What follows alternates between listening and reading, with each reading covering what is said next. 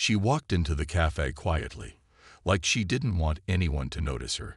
She wore a simple dress, nothing fancy. Her shoes were old. Her hair was tied back in a plain ponytail. Nobody knew her name. Nobody had seen her before. The cafe was a place for rich people. Businessmen in suits sat with laptops. Rich ladies clicked their heels on the marble floor. The waiters wore uniforms, and the coffee was more expensive than lunch in a normal place. When the girl walked in, the workers behind the counter looked at each other. One whispered, "Is she lost?" Another laughed, "Maybe she's here to ask for water." But the girl walked straight to the counter. She smiled softly and said, "One small black coffee, please." The cashier looked at her with surprise. "Just coffee?" "Yes, just coffee," she said politely. She paid with exact cash, no tip. Then she took a seat near the window. That became her spot. She came back every day. Same time, same seat, same order, black coffee. She never spoke much. She didn't have a phone in her hand. She would just sit there, look out the window, and sometimes write in a small notebook. The staff began to call her Window Girl. "Window Girl is back," they would joke. One day, a group of rich college students came in. They laughed loudly and ordered expensive drinks. When they noticed her, one said loudly, "Why does that girl come here? Can she even afford sugar?" The staff laughed too. But she didn't react. She just looked outside the window and sipped her coffee slowly. Only one person in the cafe felt bad. Rani, a new waitress. Rani also came from a poor family. She had just started working at the cafe to support her sick mother. When she saw the others laughing at the girl, she didn't laugh. That day, after the girl left, Rani found something under the coffee cup. It was a small note. "Thank you for the service. You'll remember me one day. A friend." Rani showed it to the manager, but he just shrugged. "Maybe she's crazy. Ignore her." But Rani couldn't forget the words. The next day, the girl came again. She saw Rani and smiled gently. Rani gave her the coffee with extra care. Later that evening, it started to rain heavily. The cafe was about to close. As Rani stepped out, she saw the girl standing alone near the gate, completely soaked. "Do you need help?" Rani asked. The girl shook her head. "I'm okay," she said quietly, but her eyes were red, as if she had been crying. Before Rani could say anything else, a car's headlights flashed on the road, and the girl quickly walked away. From that day, Rani started watching her more closely. The girl always looked calm on the outside, but there was sadness in her eyes. She was hiding something. One afternoon, while cleaning the table, Rani noticed the girl's notebook left behind. She opened it, only for a second. There was one line written on the open page. "People think I am no one, but soon they will see who I really am." Rani was shocked. What did that mean? Who was this girl? The next day, she didn't come, nor the next. 2 days passed. 3. A week. The staff stopped talking about her. Maybe she found a cheaper place, one joked. But Rani felt worried. Then, on the 7th day, something strange happened. A man in a suit entered the cafe. He looked serious, powerful. He walked straight to the counter and asked, "Where is the girl who sits by the window?" The manager looked confused. "You mean that poor girl?" The man stared at him. "She's not poor. She's not just a customer." The whole cafe went quiet. Rani's heart started beating fast. "Who is she then?" the manager asked. The man took out his phone and showed a picture. It was the girl. "She's my daughter," he said. Gasps filled the room. But the man wasn't done. "I own this cafe. And I've been watching everything." Everyone froze. The same girl they ignored, laughed at, whispered about, was the daughter of the CEO. And then the man said something that made Rani's hands tremble. She was here for a reason. The cafe was quiet after the CEO left. No one spoke. No one even moved. They just stood there, shocked and confused. Rani couldn't stop thinking about the girl. She was the CEO's daughter.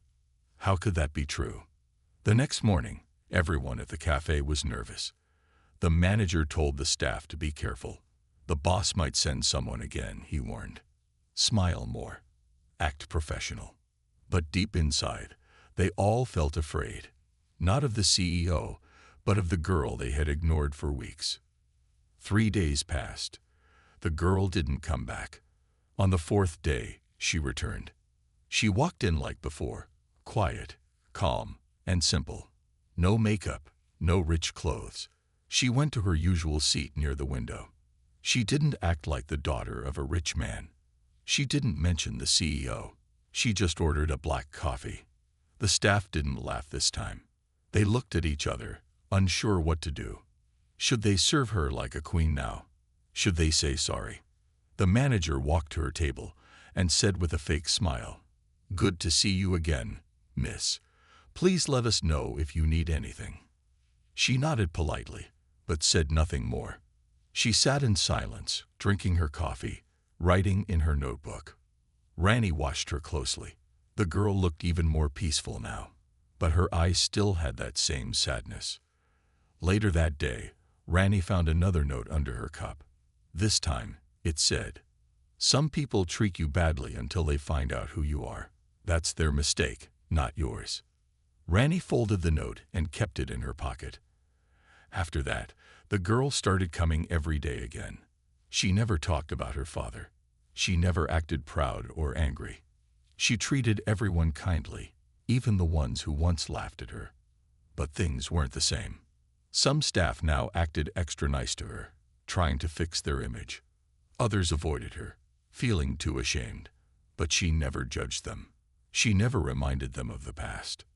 One evening, something unexpected happened. A rich customer walked in with a loud voice and expensive clothes. He looked around and sat near the girl. After a few minutes, he leaned toward her and said, "You don't look like you belong here. Want me to buy you a better dress?" She looked at him calmly and replied, "Do you think money makes someone better than others?" He laughed. "Of course. That's how the world works." She smiled and said nothing more. But Rani, who was watching from the corner, had had enough. She walked to the man and said, "Sir, please don't speak to other guests like that." The man looked angry. "Are you talking to me? I spend more in one meal than this girl spends in a month."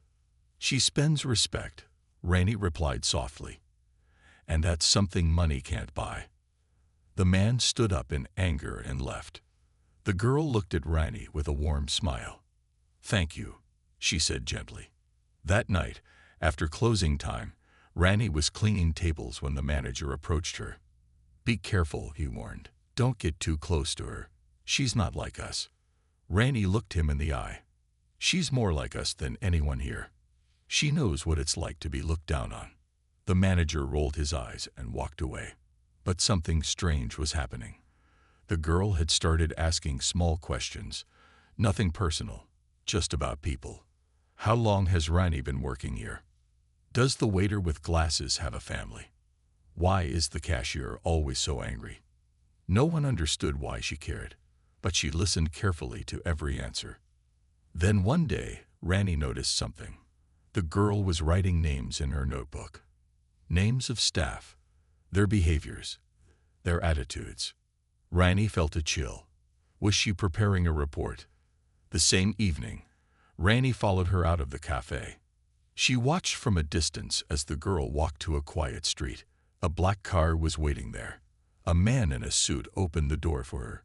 She stepped in, and the car drove away. It was true. She wasn't just a simple girl. She was living two lives, one as a regular customer, the other as the daughter of a powerful man. But why? Why would someone like her choose to live like this? Why was she watching everyone? And what was going to happen next? Rani didn't know the answers, but she could feel one thing clearly. Something big was coming. The cafe looked the same on the outside, but something had changed inside. The staff now spoke more carefully. They avoided gossip. Everyone knew the quiet girl near the window was no ordinary customer. She was the CEO's daughter, and she was watching. But still, no one really understood why she came every day, dressed so simply, acting like a normal person. She didn't use her name. She didn't use her power. She didn't want special treatment. Her behavior confused them all. Some employees tried to impress her with fake smiles. Others ignored her out of guilt. But one person stayed real. Rani. She had nothing to hide and nothing to prove. The girl noticed that. One evening, it was very busy at the cafe. Every seat was full. The waiters were running from table to table, trying to keep up. Even Rani looked tired. The girl, as always, sat quietly near the window, sipping her black coffee. Just then, a loud voice echoed from the front door. "Is this what you call service?" A man shouted. He was tall, well-dressed, and clearly rich. He wore a gold watch and walked like he owned the place. Everyone turned to look. He pointed at a small mistake in his drink and made a big scene. "I pay top money for this garbage," he shouted. The manager rushed over, trying to calm him down. "Sir, we'll fix it." But the man wasn't done. His eyes scanned the cafe, and then he noticed the girl sitting quietly. He walked over and stood in front of her. "You look out of place here," he said loudly. "Don't you have a street corner to sit at?" Everyone froze. The girl didn't move. She looked up at him with calm eyes. Rani stepped forward quickly. "Sir, please don't speak to her like that." But the man laughed. "Are you defending her? She looks like someone who collects leftover food." Still, the girl stayed silent. She didn't fight back. She didn't shout. She just looked at him with eyes that showed no fear, no anger, only disappointment. At that moment, the cafe door opened. A man in a dark suit walked in. Everyone turned to look. It was the CEO, the girl's father. His eyes went straight to his daughter, then to the rude customer. "What's going on here?" he asked, his voice calm but cold. The manager stepped forward nervously. "Sir, this man, he was just expressing concerns." "Really?" the CEO said, walking closer. He looked at the rude man. "Do you know who you just insulted?" The man looked confused. "Who are you?" "I own this cafe," the CEO said. "And she," he pointed at the girl, "is my daughter." Silence filled the room. The rich man's face turned pale. I didn't know," he stammered. "That's the problem," the CEO said. "You thought it was okay to insult someone just because they looked poor." The man tried to apologize, but the CEO stopped him. "Leave." Without another word, the man turned and left the cafe. Then the CEO turned to the staff. "Everyone, listen carefully." They all stood straight. "She came here not as my daughter, but as a stranger.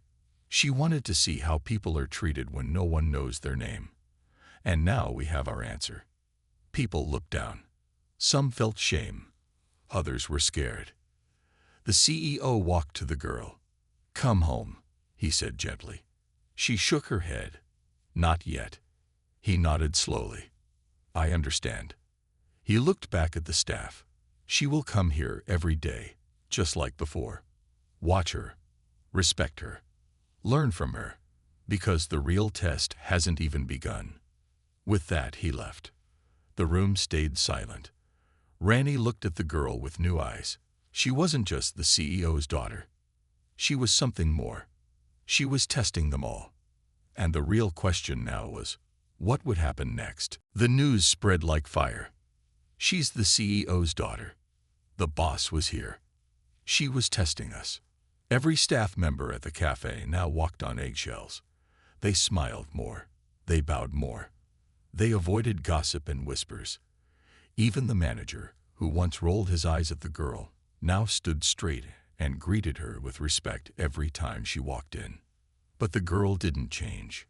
She still came wearing her plain dress, still paid in exact cash, still ordered only black coffee, and still sat quietly by the window, as if nothing had happened. But something had changed. Power. She had power now, and everyone felt it. Yet she never used it. She never shouted, never reminded them who she was, never asked for anything extra. That's what confused them most. One morning, the staff gathered before opening time. The manager had an announcement. "The CEO will visit today," he said. "We don't know what time, but he's coming." Everyone looked at each other nervously. "Make sure everything is clean. No mistakes. No delays," the manager continued. "And when he comes, don't speak unless spoken to." They nodded. By 10 a.m., the cafe was perfect. Tables polished, menus wiped, flowers fresh. The staff stood straight like soldiers. The girl came in, as usual. She nodded at Rani and went to her window seat. Then, around 11:30, a long black car stopped outside the cafe. He had arrived. The door opened, and the CEO stepped out, dressed in a simple but sharp suit. No guards, no assistants. He walked in calmly, like he owned not just the cafe, but the entire street. The staff immediately stood in line. The manager rushed to greet him. "Good morning, sir. It's an honor." The CEO raised his hand. "Where's your honesty now?" The manager froze. "I'm not here for fake smiles," he said. "I'm here for the truth." He looked around the cafe. His eyes stopped at his daughter. She looked up, gave him a small nod, then returned to her notebook. He walked over and stood next to her table. "May I sit?" he asked. She nodded without speaking. He sat down beside her. The whole cafe watched in silence. Then, without looking at anyone else, the CEO said loudly, "Let me tell you why my daughter came here." Everyone leaned in. Even the customers grew quiet. "She told me she wanted to experience life as a common girl. No fancy clothes, no name tags, no bodyguards. Just simple days, like everyone else." He looked around. She wanted to see how people treat strangers, how staff treat customers who don't look rich. She wanted to know the truth. The staff looked down. Some started sweating. "She didn't come here to spy," the CEO continued. "She came here to understand." He stood up and walked slowly across the cafe. "And what did she find?" he asked, pausing. She found laughter behind her back, fake smiles, rude stares, and still, she never spoke a word of anger. He stopped beside the manager. "You failed." The manager opened his mouth to speak, but the CEO raised a finger. "You treated people based on appearance, not character. You judged without knowing." Then he turned to Rani. "But some of you passed." Rani looked up, surprised. "You showed kindness when others laughed. You defended my daughter when others insulted her. You stood with the truth, even when no one noticed." He turned to the staff. "Today, I will make changes."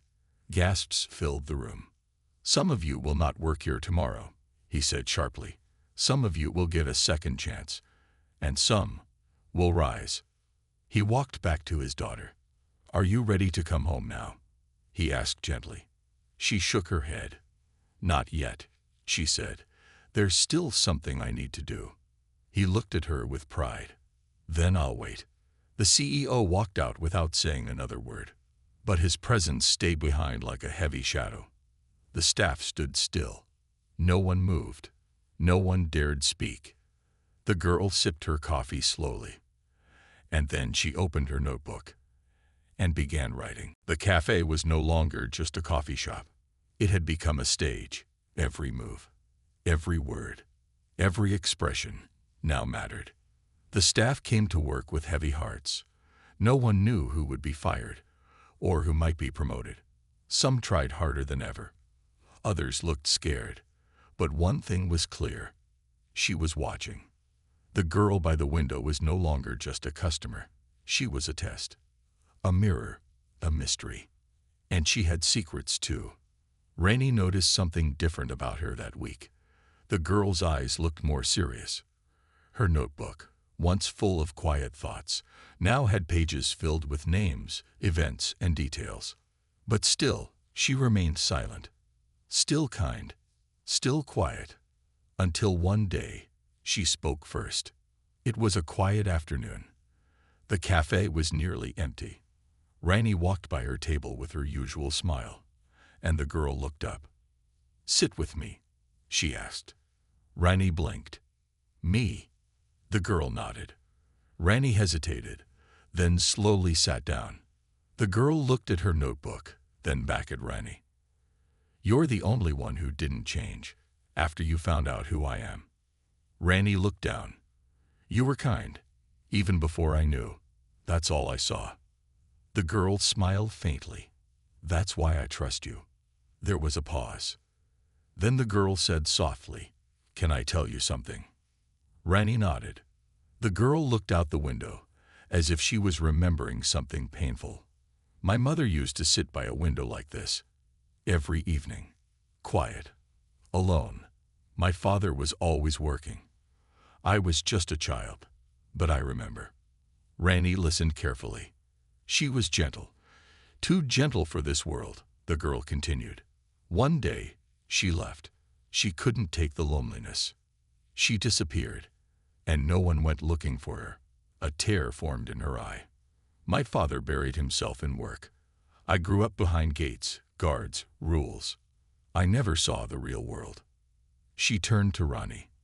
"So one day, I walked out, took old clothes, no driver, no phone, just a few notes of cash, and I found this cafe." Rani's eyes filled with emotion.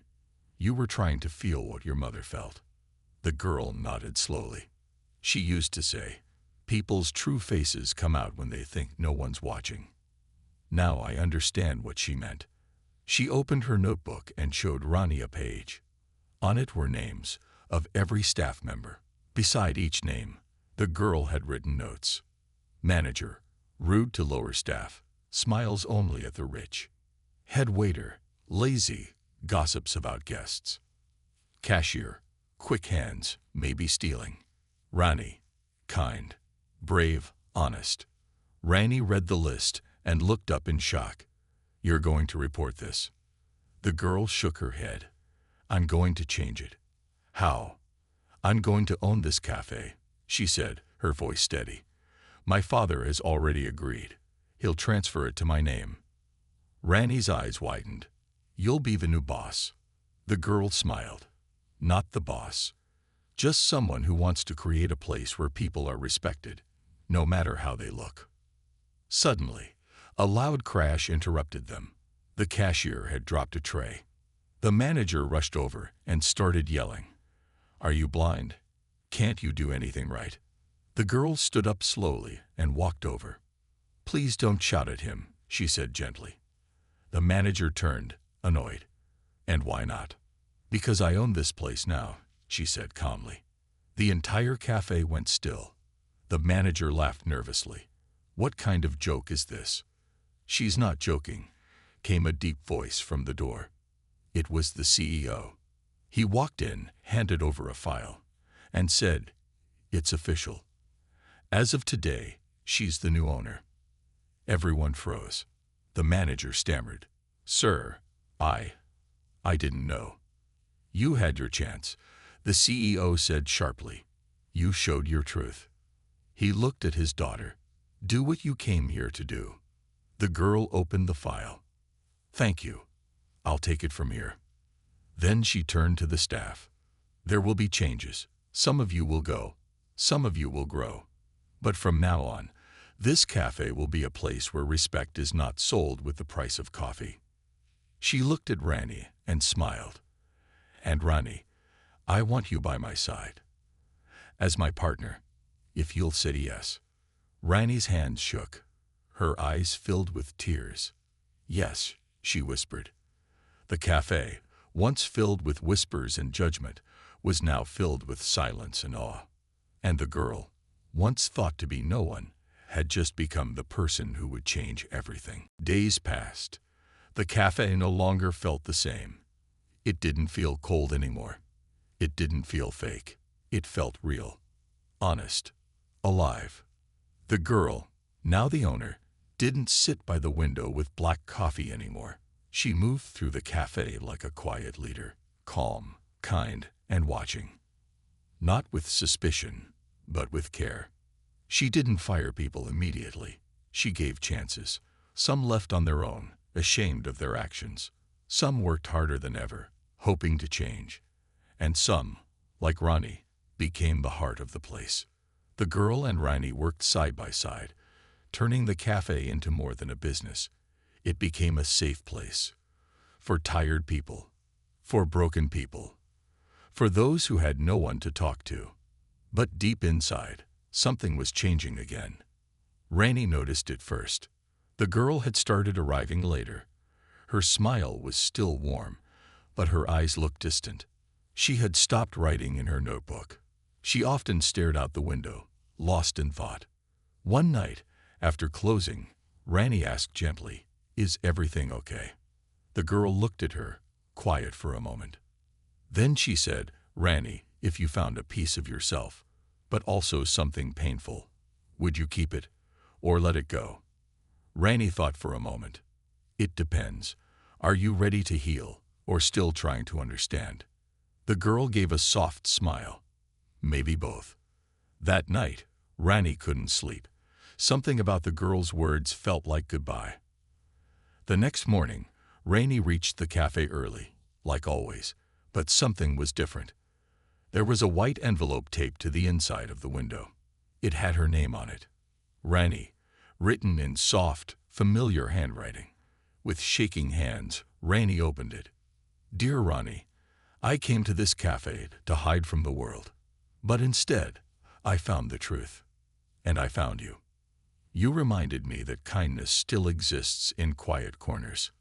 You reminded me of my mother, strong, loving, full of quiet courage. You never asked me for anything. You never changed your behavior, even when you found out who I really was. That made you different. You were the one person who treated me like a person, not a name. I'm leaving today, not because I'm sad, but because I'm free. For the first time, I feel like I know who I am. Not just the CEO's daughter, not just a quiet girl with black coffee. I'm going to travel. I'm going to write. I'm going to find out what more this life holds for me. But this cafe, our cafe, is now yours. It's in your name." Yes, I spoke to my father. He agreed. "You deserve this. You earned this. You saw me when no one else did. Please take care of it. Take care of the people.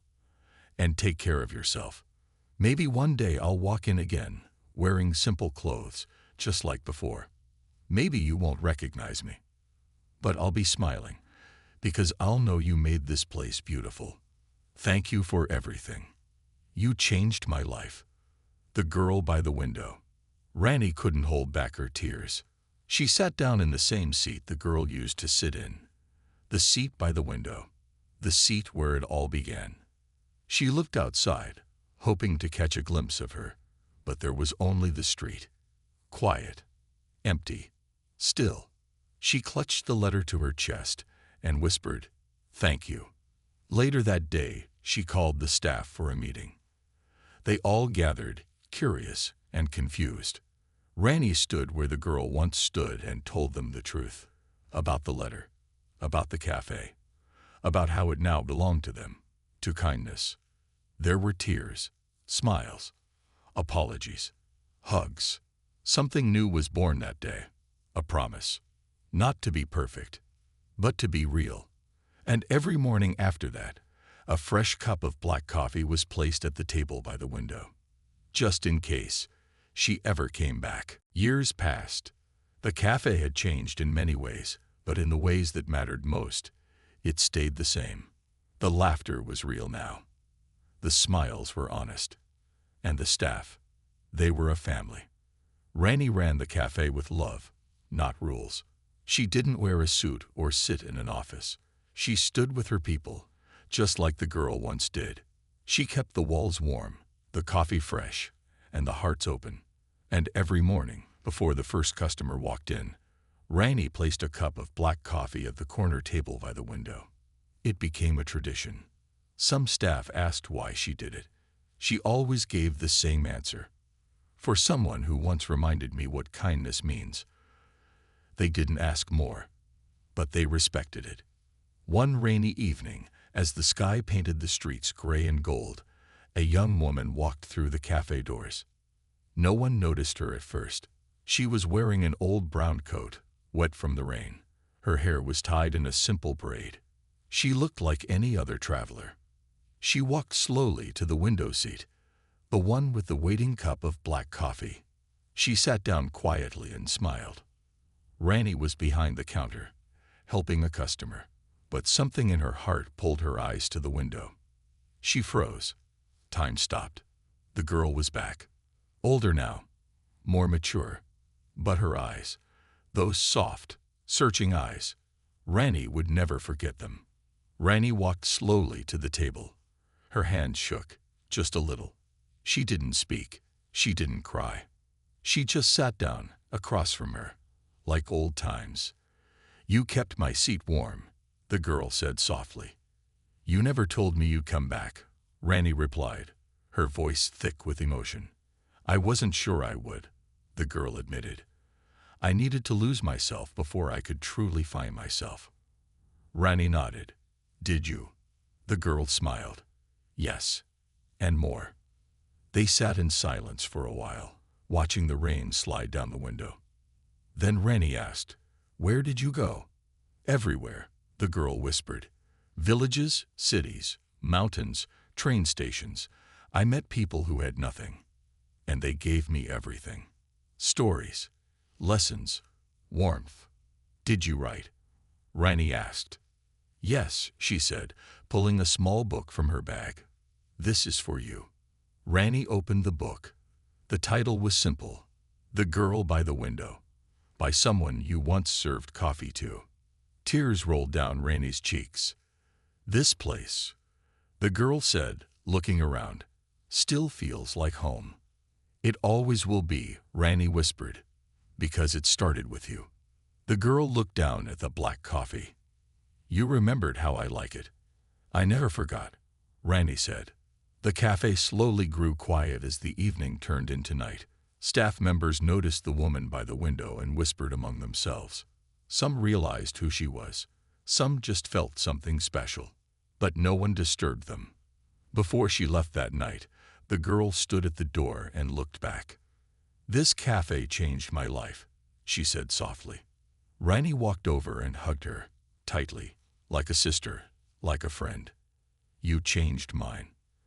And just like that, the girl stepped back into the rain. But this time, Rani didn't feel sadness. She felt peace, because she knew, whenever the girl looked for kindness in the world, she would always know where to find it. Right here, by the window, with a cup of black coffee, and a heart full of stories.